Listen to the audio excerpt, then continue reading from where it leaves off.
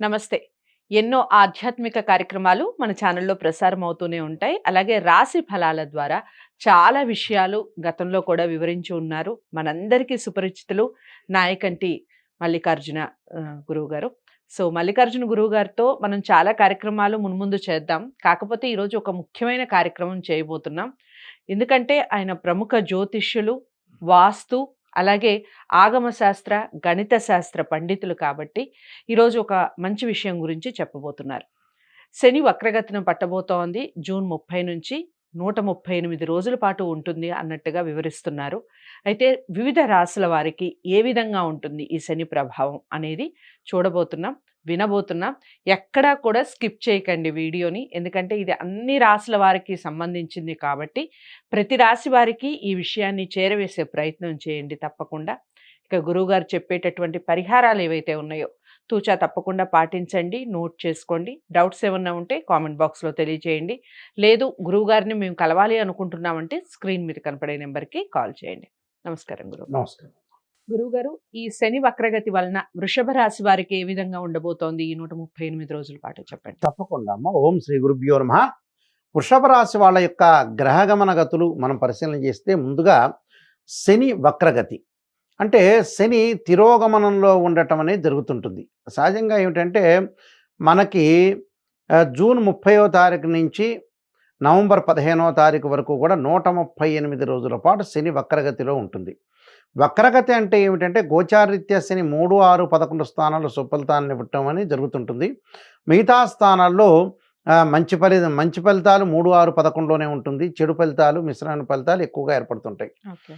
అయితే ఏదైతే మనం శని వక్రగతిలో ఉన్నప్పుడు ఏదైతే 2 గ్రహాలు అంతరిక్షంలో పోటీపడి ఏదైతే రొటేట్ అవుతూ ఉంటాయో, పరిభ్రమణం చెందుతుంటే ఒక గ్రహం అనేది దాని యొక్క వేగాన్ని తగ్గించుకున్న దాన్ని వక్రస్థితి అంటారు. అది భూమి మీద ఉన్న వాళ్ళకి ఆ వక్రస్థితి అనేది గోచరిస్తూ ఉంటుంది. ఈ గోచార ఫలితాల్లో ఎప్పుడూ కూడా ఇక్కడ శనికి వక్రస్థితి అనేది రావటం అనేది జరుగుతుంటుంది. 5 గ్రహాలకు వక్రస్థితి ఏర్పడుతుంటుంది. సూర్యచంద్రులకు వక్రస్థితి అనేది ఉండదు. అలానే మనకి రాహుకేతులు ఎప్పుడు కూడా వక్రస్థితిలోనే ఉంటారు.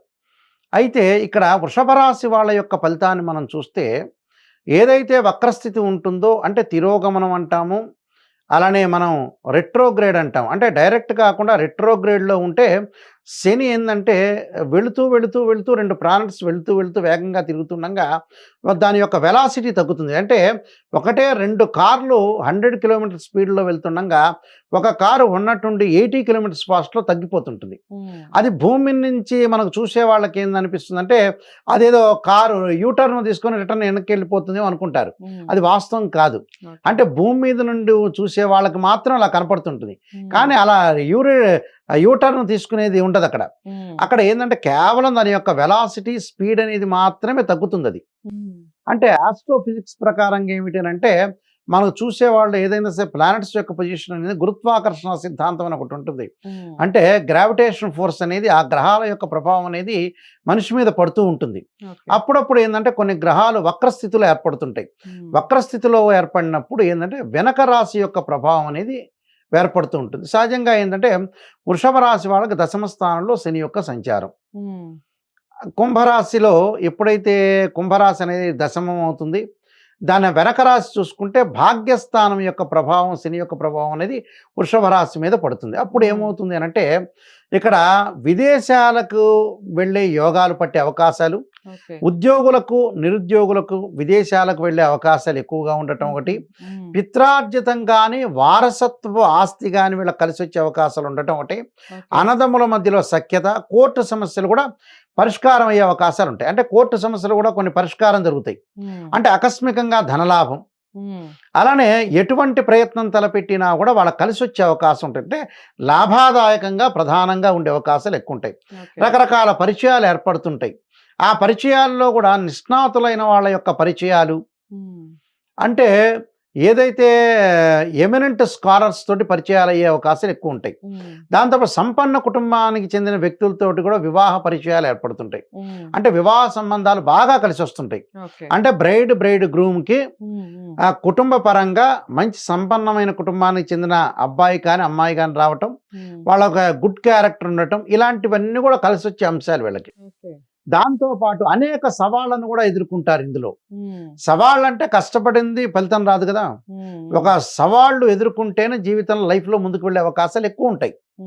అంటే మనస్సు కష్టపడాలి, భగవంతుడి యొక్క ఆశీర్వచనం కూడా ఉండాలి. అంటే ఇక్కడ ఆర్థికపరమైన విషయాల్లో బాగుంటాయి. కానీ పొదుపు పాటించాలి, మితంగా ఉండాలి. అదొక విషయం. అంటే నష్టం పడకుండా ఉండాలి. అంటే వ్యాపారం చేసే వాళ్ళకి మాత్రమే ఇది. అంటే వ్యాపారం చేస్తుంటారు కొంతమంది. ఆ అతిగా ఎక్కువగా పెట్టుబడులు పెట్టడం వల్ల కూడా వీళ్ళకి నష్టం కలిగే అవకాశాలు ఉంటాయి. అంటే ఆచితూచి అడుగు వేసి ప్రతి వాళ్ళని కూడా ఆలోచన చేసి మనం పెట్టాలా అక్కర్లేదా అనే ఆలోచనలు చేసి ముందుకు వెళ్ళాలి. అలానే వ్యాపార విషయంలో కూడా జాగ్రత్తగా ఉండాలి. కఠిన నిర్ణయాలు తీసుకుంటారు వీళ్ళు. దాంతోపాటు ఉద్యోగ భద్రత అవసరం.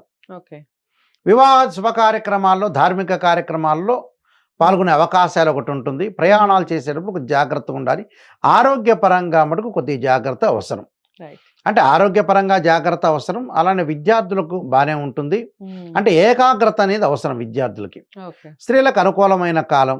అంటే ఆరోగ్యపరంగా స్త్రీలకైనా, పురుషులకైనా, పిల్లలకైనా కూడా ఆరోగ్యపరంగా జాగ్రత్తగా ఉండటానికి కొన్ని పరిహారాలు, రెమెడీస్ చేసుకొని ముందుకు వెళ్తే వాళ్ళకి సక్సెస్ జరిగే అవకాశం డెఫినెట్లీ ఉంటుంది. ఓకే. ఈ శని వక్రగతి వలన కాస్త మంచి ఫలితాలు రావాలి, అనుకున్నవి అనుకున్నట్టుగా జరగాలి అంటే వృషభ రాశి వారు ఎలాంటి పరిహారాలు చేసుకోవాలి చెప్పండి? నల్ల నువ్వులు, అలానే నల్ల చెప్పులు, నల్ల ఆవాలు, నల్ల గొడుగు, అలానే నలుపుకు సంబంధించిన వస్త్రము, ఇవి దానం చేయాలి. ఇనుముతో సహా దానం చేయాలి. అప్పుడు దానం చేయటం వల్ల శని యొక్క దోషం అనేది పోతుంది. అలానే నల్లని ద్రాక్షారసంతో శనీశ్వరుడికి అభిషేకం చేయాలి. అంటే నీలాంజన సమాభాసం రవిపుత్రమాకృత్యం ఛాయామార్తాండ సంభూతం తం నమామి శనీశ్వరం అనే మంత్రంతో పాటు ఆరోగ్యపరంగా కష్టాలు తొలగటానికి శరీరే జర్జరీభూతే వ్యాధిగ్రస్తే కలేపరే ఔషధం జాహ్నవీతోయం వైద్యో నారాయణ హరి అనే మంత్రాన్ని చక్కగా చదువుకోవటం వల్ల కూడా ఆరోగ్యపరంగా బాగుంటుంది. ఎందుకంటే ఆరోగ్యం మహాభాగ్యం. హెల్త్ ఈజ్ గ్రేట్ లక్ అన్నారు, హెల్త్ ఈజ్ వెల్త్ అన్నారు. అంటే ఆరోగ్యం అనేది బాగుంటేనే అన్ని చేయగలుగుతాడు. అంటే ఆరోగ్యం బాగుంటే ధనం సంపాదిస్తారు, ధనం సంపాదిస్తే ఉద్యోగం వస్తుంది, ఉద్యోగం ద్వారా ధనం సంపాదిస్తారు, తర్వాత వివాహం చేసుకుంటారు, సంతానం కలుగుతుంది. అది అంటే ఇంటర్లింక్. అలాగా అంటే అన్నిటికీ ధనమే.